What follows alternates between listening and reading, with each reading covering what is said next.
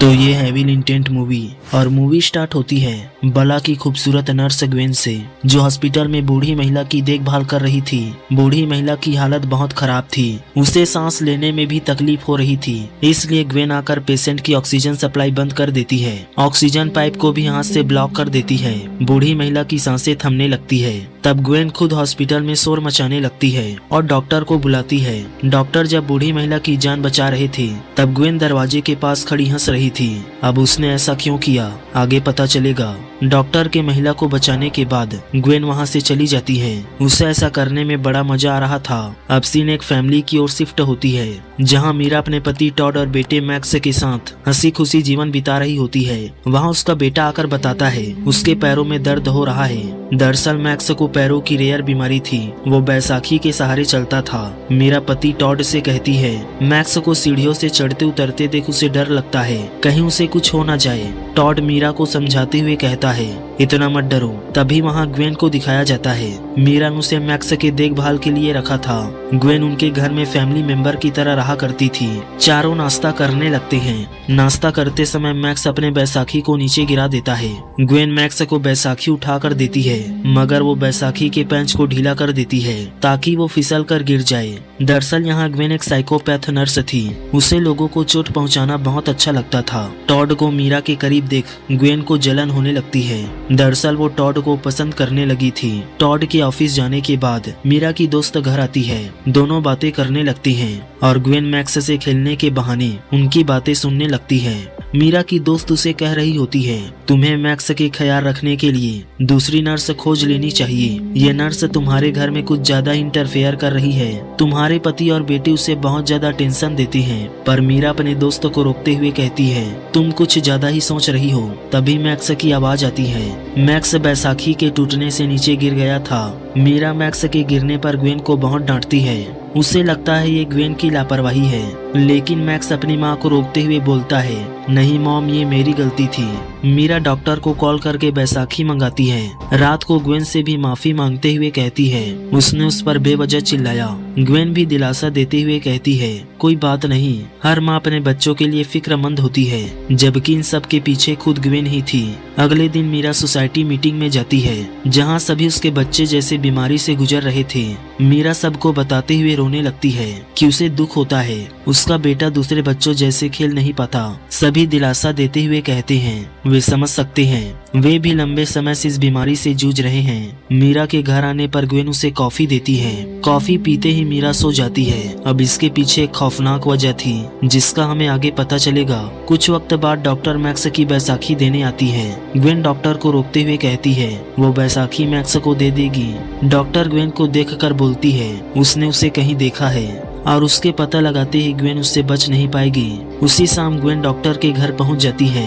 Doctor से कहती है उसने सही कहा, वो उसे जानती है और वो उसे याद करती रहती है। ये बोलकर डॉक्टर को इंजेक्शन लगा देती है और ये वही डॉक्टर थी जिसने बूढ़ी महिला को बचाया था।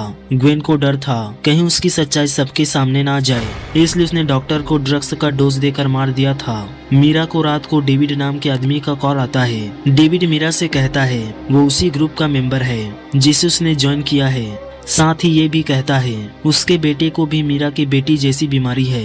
मीरा ये सुन इमोशनल हो जाती है। डेविड आगे बताता है उसकी पत्नी मर चुकी है तो उसने बेटे के देखभाल के लिए नर्स रखा है। और यहाँ डेविड और कोई नहीं ग्वेन थी, जो लैपटॉप से वॉइस चेंज कर मीरा से बात कर रही थी। सुबह मीरा की दोस्त उसके घर आती है। वो टॉड के शर्ट पर कुछ गिरा देती है। तब ग्वेन शर्ट को साफ करने लॉन्ड्री ले जाता है, पर मीरा की दोस्त अंदर आने पर देखती है ग्वेन शर्ट को अजीब तरह से सूंघ रही है। वो समझ जाती है ग्वेन टॉड को पसंद करने लगी है, लेकिन ये बात मीरा की दोस्त मीरा को नहीं बताती है, कहीं उसकी फैमिली खराब ना हो जाए। रात को ग्वेन दोबारा डेविड बनकर मीरा से बात करने लगती है ताकि वो मीरा को किसी आदमी से बात करते पकड़ सके। ग्वेन प्लान में कामयाब हो जाती है। वो तुरंत टॉड को जाकर बताने लगती है कि मीरा किसी आदमी से बात कर रही थी। ग्वेन चाहती थी टॉड मीरा पर शक कर उसे छोड़ दे, लेकिन टॉड उल्टा मीरा की तरफदारी करते हुए बोलता है मीरा आजकल बहुत काम कर रही है, उसकी नींद भी पूरी नहीं होती, शायद इसलिए वो परेशान रहती है। तब ग्वेन मुंह की खाकर चली जाती है। ग्वेन हर हाल में टॉड को पाना चाहती थी। वो हर वक्त टॉड के पास रहने के बहाने तलाशती रहती थी। अगली सुबह मीरा उठने पर देखती है ग्वेन ने घर का सारा काम कर दिया है और इसके पीछे ग्वेन का सातिर दिमाग हमें आगे पता चलेगा। तभी मीरा चलती हुई बेहोश हो जाती है। ग्वेन उसे बचाकर सोफे पर ले आती है। मीरा ग्वेन से कहती है शायद मुझे डॉक्टर से चेकअप करवाना चाहिए और ये बात मीरा टॉड को बताने से मना करती है। तब ग्वेन मीरा से कहती है उसे हॉस्पिटल जाने की जरूरत नहीं, वो खुद उसका खून चेकअप करवा के ले आएगी। फिर रात को डेविड बनकर मीरा से बातें करने लगती है। बात करते वक्त वहाँ टॉड और मैक्स आ जाती हैं। मीरा तुरंत कॉल कट कर देती है। अचानक उसे सब धुंधला दिखने लगता है। मीरा वहीं बेहोश हो जाती है। सुबह टॉड मीरा के पास आने पर उसके फोन में किसी डेविड का मैसेज देखता है। उसे समझ नहीं आता डेविड कौन है और मीरा डेविड से क्यों बात करती है। मैक्स अभी अपनी माँ से पूछता है आखिर आप इतना क्यों सो रही हैं। ग्वेन के घर का सारा काम करने के बावजूद मीरा उसे गलत समझती थी, इसलिए मीरा ग्वेन से माफी मांगती है। तभी उसे फिर मैसेज आता है कि डेविड फ्रॉड है। ग्वेन भी ये देख लेती है। मीरा खुद को किसी तरह से ऑफिस जाने के लिए तैयार करती है। ऑफिस आने पर मीरा अपने दोस्तों को बताती है उसका ब्लड रिपोर्ट पॉजिटिव है। ग्वेन के मुताबिक तो उसे सिर्फ आराम की जरूरत है। दोस्त मीरा को समझाते हुए कहती है उसे किसी ऐसे डॉक्टर से चेकअप करवाना चाहिए जिसका ग्वेन से कोई रिलेशन ना हो।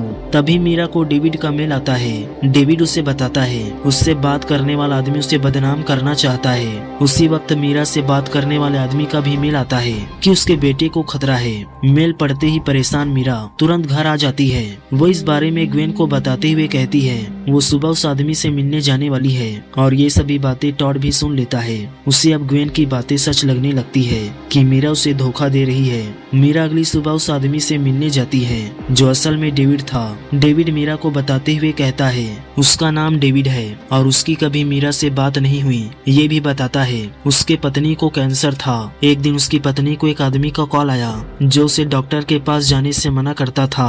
उसकी पत्नी आदमी की बात मानने लगी जिससे उसकी मौत हो गई। डेविड उसे उस आदमी का तस्वीर दिखाता है और तस्वीर उसी आदमी का था जिससे मीरा बात करती थी।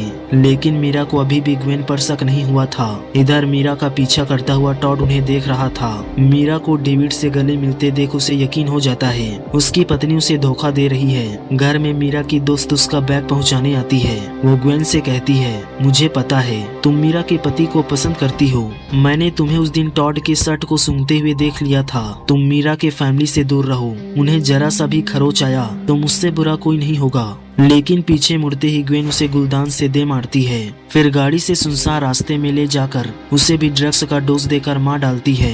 घर आने पर ग्वेन मीरा को खाना बनाते दिखती है। मीरा को बातों में उलझाकर उसका चाकू ले लेती है। फिर मीरा के फिंगरप्रिंट वाले चाकू को लेकर डेविड के घर पहुंचती है। दरअसल ग्वेन पहले डेविड के घर में उसकी पत्नी का नर्स रह चुकी थी। उसने उसकी पत्नी को कॉल करके डॉक्टर से ट्रीटमेंट लेने से मना किया था। ग्वेन उसी चाकू से डेविड को मार देती है और मीरा के ब्लड टेस्ट वाले खून को वहीं गिरा देती है ताकि मीरा डेविड के खून में फंस जाए। उसी रात टॉड मीरा से परेशान शराब पीकर आता है। ग्वेन मौके का फायदा उठाते हुए उसके करीब आती है पर टॉड सिर्फ मीरा के बारे में सोच रहा होता है। मीरा सुबह उठने पर डेविड का मैसेज देखती है जिसमें लिखा होता है रात को लिटिल गाय की वजह से मैं सो नहीं पाया। तभी उसकी नजर पास रखी बोतल पर लिखे लिटिल गाय पर पड़ती है। मीरा को याद आता है डेविड और ग्वेन हमेशा लिटिल गाय का यूज करती हैं। मीरा ग्वेन के दिए बोतल के पानी को फेंकते समय देखती है पानी में कुछ चिपचिपा पाउडर है। मीरा समझ जाती है। ग्वेन उसे पानी में कुछ मिलाकर देती है जिसकी वजह से उसे नींद नहीं आती थी।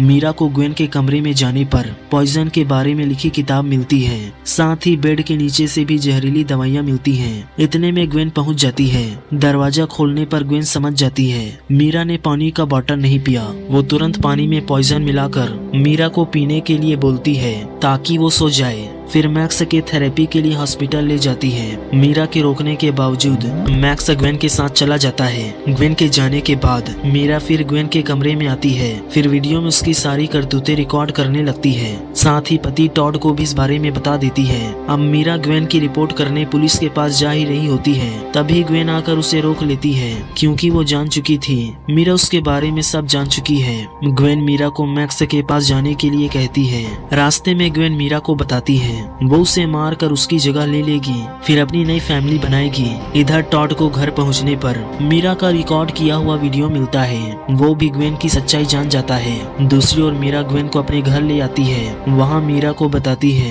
उसने डॉक्टर डेविड और उसके दोस्त को मार डाला है, अब अगला नंबर उसका है। ये सुनते ही मीरा अपने बेटे को ढूंढने लगती है, पर ग्वेन बताती है कि उसका बेटा क्लिनिक में है, वो तो उसे यहाँ मारने लाई है। उसने डेविड को उसके फिंगरप्रिंट वाले चाकू से मारा है ताकि वो पकड़ी जाए और उसका पति तथा बेटा उससे नफरत करने लगे। तभी मीरा भागने की कोशिश करती है, लेकिन ग्वेन उसे रोक लेती है। दोनों के बीच हाथापाई होने लगती है। ग्वेन मीरा का गला दबाकर उसे मारने लगती है, पर मीरा किसी तरह बर्तन उसके सिर पर दे मारती है।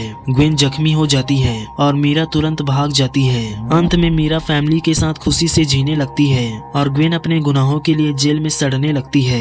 लेकिन अगर आप जानना चाहते हैं कैसे एक बच्ची ने पूरे परिवार को मार डाला, तो राइट वाली वीडियो को चेक करिए।